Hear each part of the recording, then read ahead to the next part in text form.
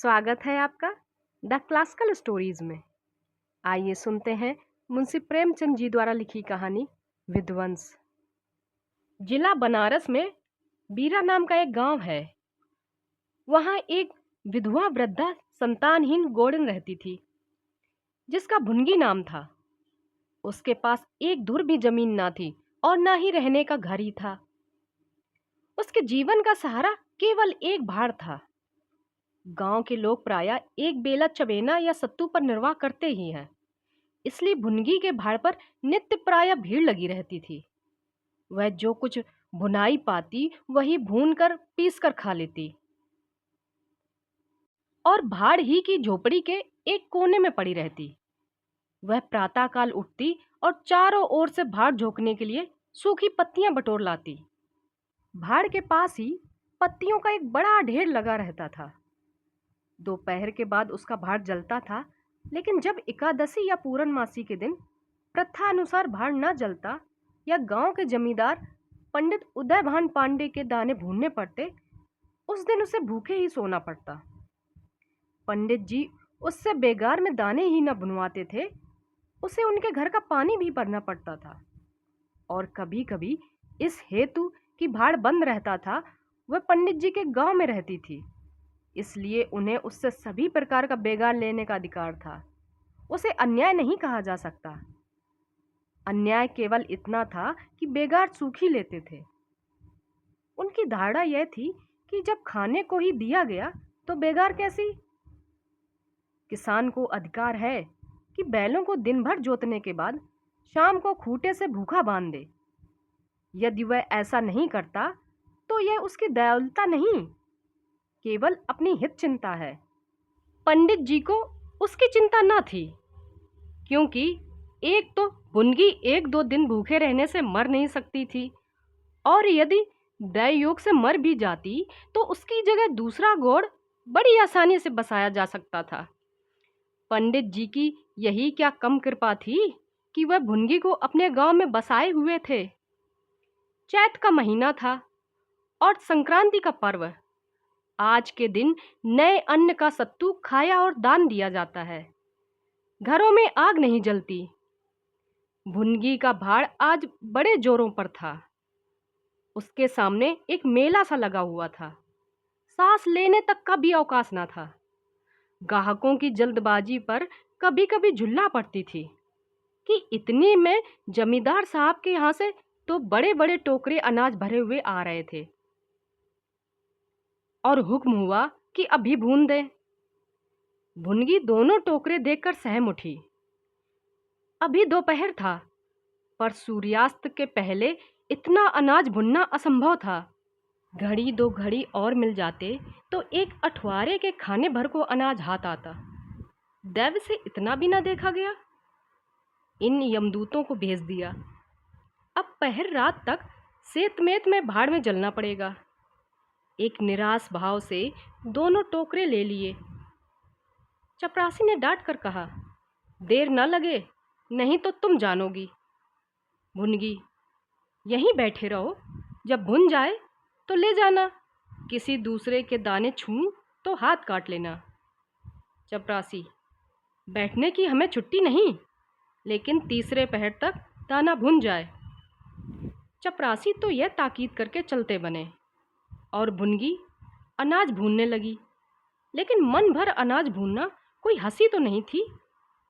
उस पर बीच बीच में भुनाई बंद करके भाड़ भी झोंकना पड़ता था। अतएव तीसरा पहर हो गया और आधा काम भी ना हुआ। उससे भय हुआ कि जमींदार के आदमी आते होंगे, आते ही गालियां देंगे और मारेंगे। उसने और वेग से हाथ चलाना शुरू किया। रास्ते की ओर ताकती और बालू नाद में छोड़ती जाती। यहाँ तक कि बालू ठंडी हो गई। सेवड़े निकलने लगे। उसकी समझ में ना आता था क्या करे। ना भूनते बनता था, ना छोड़ते बनता था। सोचने लगी, कैसी विपत्ति है। पंडित जी कौन मेरी रोटियां चला देते हैं, कौन मेरे आंसू पोंछ देते हैं। अपना रक्त जलाती हूँ तब कहीं दाना मिलता है, लेकिन जब देखो खोपड़ी पर सवार रहते हैं। इसीलिए ना कि 4 अंगुल धरती से मेरा निस्तार हो रहा है। क्या इतनी सी जमीन का इतना मोल? ऐसे कितने ही टुकड़े गांव में बेकाम पड़े हैं, कितनी बखरियां उजाड़ पड़ी हुई हैं, वहां तो केसर नहीं उपजती, फिर मुझ पर क्यों ये आठों पहर धौंस रहती है? कोई बात हुई और धमकी मिली कि भाड़ खोद के फेंक दूंगा, उजाड़ दूंगा। मेरे सिर पर कोई होता तो क्या बौछारें सहनी पड़ती? वह इन्हीं विचारों में पड़ी हुई थी कि दोनों चपरासियों ने आकर कर्कश स्वर में कहा, क्यों री, दाने भुन गए? भुनगी ने निडर होकर कहा, भून तो रही हूं, देखते नहीं हो? चपरासी, सारा दिन बीत गया और तुमसे इतना अनाज ना भूंजा गया? यह तू दाना भून रही है कि उसे चौपट कर रही है? यह तो बिल्कुल सेवड़े हैं, इनका सत्तू कैसे बनेगा? हमारा सत्यानाश कर दिया। देख तो आज महाराज तेरी क्या गत करते हैं। परिणाम यह हुआ कि उसी रात को भाड़ खोद डाला गया। वह अभागनी विधवा निरावलंबन हो गई। भुनगी को अब रोटियों का कोई सहारा न रहा।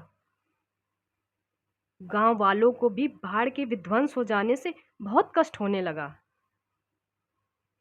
कितने ही घरों में दोपहर को दाना ही न मैसर होता। लोगों ने जाकर पंडित जी से कहा कि बुढ़िया को भाड़ जलाने की आज्ञा दे दीजिए, लेकिन पंडित जी ने कुछ ध्यान न दिया। वह अपना रौब न घटा सकते थे। बुढ़िया से उसके कुछ शुभचिंतकों ने अनुरोध किया कि जाकर किसी दूसरे गांव में क्यों नहीं बस जाती, लेकिन उसका हृदय इस प्रस्ताव को स्वीकार न करता। इस गांव में उसने अपने आधे दिन 50 वर्ष काटे थे। यहाँ के एक एक पेड़ पत्ते से उसे प्रेम हो गया था। जीवन के दुख सुख इसी गांव में भोगे थे। अब अंतिम समय वह इसे कैसे त्याग दे, यह कल्पना ही उसे बड़ी कष्टदायक जान पड़ती थी। दूसरे गांव के सुख से उसे यहाँ का दुख प्यारा था। इस प्रकार एक पूरा महीना गुजर गया। प्रातः काल था। पंडित उदयभान अपने 2-3 चपरासियों को लिए लगान वसूल करने जा रहे थे। कारिंदों पर उन्हें विश्वास न था। नजराने में, डांड बांध में, रसूल में वह किसी अन्य व्यक्ति को शरीक न करते थे। बुढ़िया के भाड़ की ओर ताका तो बदन में आग सी लग गई। उसका पुनरुद्धार हो रहा था। बुढ़िया बड़े वेग से उस पर मिट्टी के लोंदे रख रही थी। कदाचित उसने कुछ रात पहले ही यह काम शुरू किया था और सूर्योदय से पहले ही उसे समाप्त कर देना चाहती थी। उसे लेस मात्र भी शंका न थी कि मैं जमींदार के विरुद्ध कोई काम कर रही हूं। क्रोध इतना चिरंजीवी हो सकता है, इसका समाधान भी उसके मन में न था। एक प्रतिभाशाली पुरुष किसी दीन अबला से इतना कीन रख सकता है, उसे इसका ध्यान भी ना आया। वह स्वतः मानव चरित्र को इससे कहीं ऊंचा समझती थी। लेकिन हाँ, हतभाग्नि, तूने धूप में ही बाल सफेद किए। सहसा उदयभान ने गरज कर कहा, किसके हुक्म से? बुनकी ने हकबकाकर देखा तो सामने जमींदार महोदय खड़े हैं। उदयभान ने फिर पूछा, किसके हुक्म से बना रही है? भुनगी ने डरते हुए बोला, सब कहने लगे बना लो तो बना रही हूं। उदयभान, मैं अभी इसे फिर खुदवा डालूंगा। यह कहकर उन्होंने भाड़ में एक ठोकर मारी। गीली मिट्टी सब कुछ लिए दिए बैठ गई। दूसरी ठोकर नान पर चलाई, लेकिन बुढ़िया सामने आ गई और ठोकर उसकी कमर पर पड़ी। अब उसे क्रोध आया। कमर सहलाते हुए बोली, महाराज, तुम्हें आदमी का डर नहीं है तो भगवान से तो डर होना चाहिए। मुझे इस तरह उजाड़ कर क्या पाओगे? क्या इस 4 अंगुल धरती में सोना निकल आएगा? मैं तुम्हारे भले के लिए कहती हूं, दीन की हाय मत लो, मेरा रोया दुखी मत करो। उदयभान, अब तो यहां फिर भाड़ ना बनाएगी? भुनगी, भाड़ ना बनाऊंगी तो खाऊंगी क्या? उदयभान, तेरे पेट का हमने ठेका नहीं लिया है। भुनगी, टहल तो तुम्हारी करती हूं, खाने कहाँ जाऊं? उदयभान, गांव में रहोगी तो टहल करनी पड़ेगी। भुनगी, टहल तो तभी करूंगी जब भाड़ बनाऊंगी। गांव में रहने के नाते टहल नहीं कर सकती। उदयभान, तो छोड़कर निकल जा। भुनगी, क्यों छोड़कर निकल जाऊं? 12 साल खेत जोतने से आसामी काश्तकार हो जाता है। मैं तो इस झोपड़े में बूढ़ी हो गई।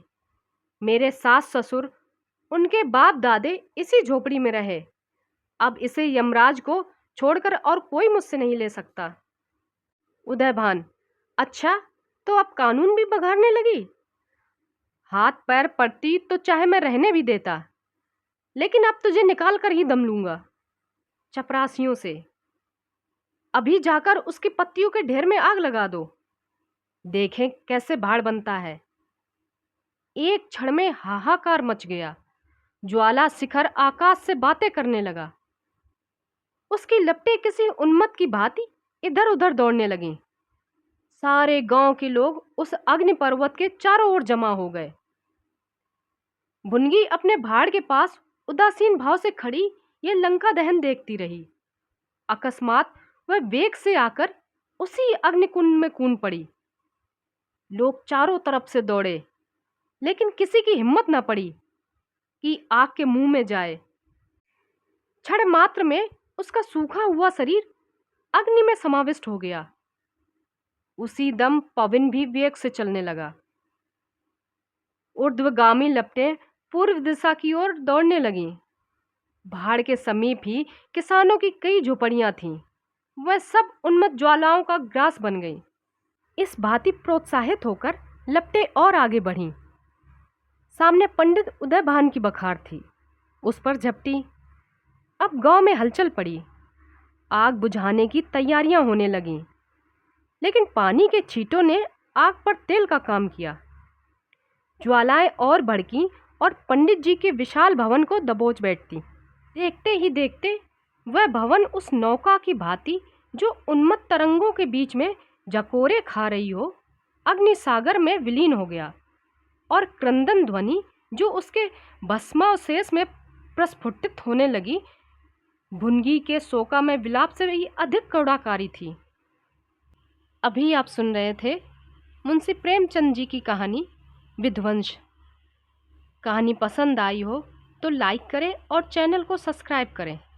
Thank you.